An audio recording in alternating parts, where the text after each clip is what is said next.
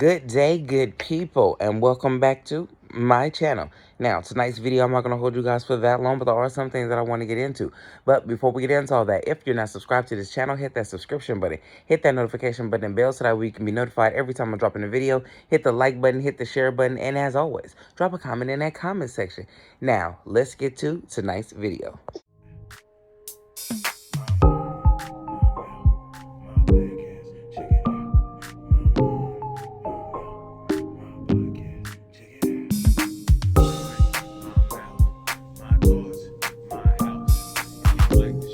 Now, like I said, in tonight's video, I'm not going to hold you guys for that long, but there are some things that I want to get into really quickly when we are talking about this interview that Tasha K did with the group B5.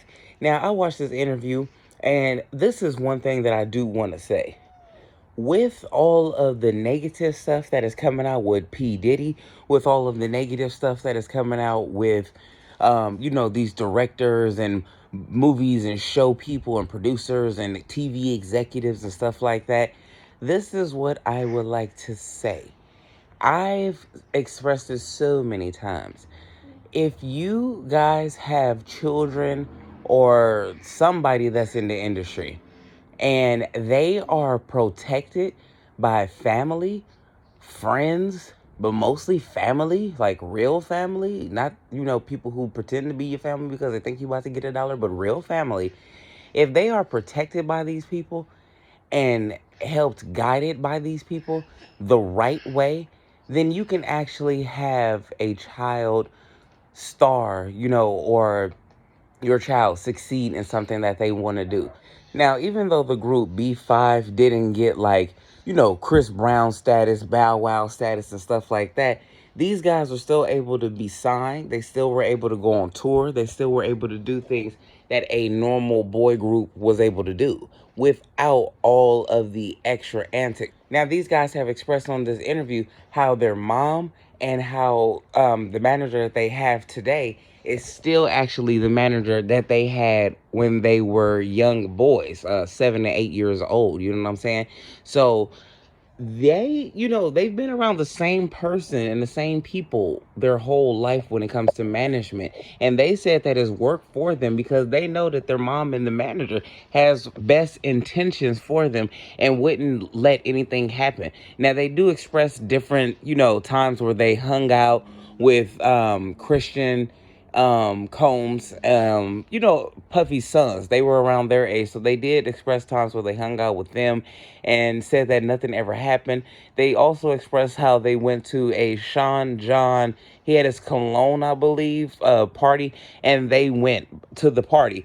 But as they expressed, when they used to go to little things like that, the ones that they did go to, they were in and they were out. Now, it is alleged that, even though Diddy didn't do what he was supposed to do to get them to where they needed to get to, they did say that they had 6 #1 hits that played on Radio Disney all the time, and that, Radio Disney and Disney in itself were behind them in some contracts and, were getting the guys paid. They also added that, Disney came up with a contract for a couple of gigs for them. Not only did, Disney want their music and want them to continue to make music for them, but Disney also wanted them to have their own show, amongst other things.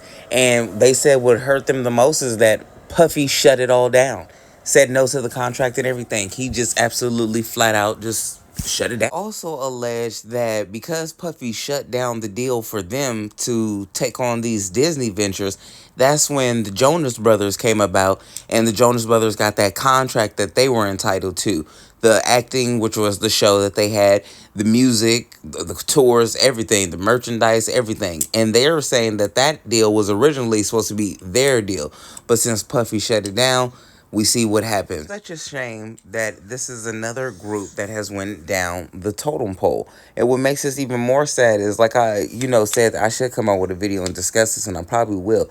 When I was younger, the only groups, like the groups that were out or like songs that kids were listening to when I was a kid was like Britney Spears, NSYNC, and the Backstreet Boys.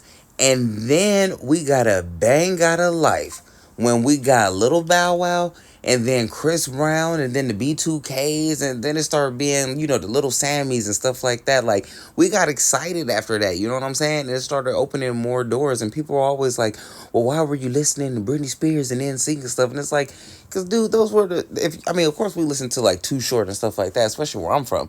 But I'm like, and if you listening to songs that's supposed to be your age at the age that you're a kid, then this is what we were listening to. We weren't listening to, like, they didn't have these type of groups out. So it's unfortunate that they didn't really get to go where they probably could have. And especially with the fan base that they had, like all the fans that they had back in the day, they could have really did some numbers. They could have been the Bow Wows and the B2Ks and the, Chris Browns. They could have been all that.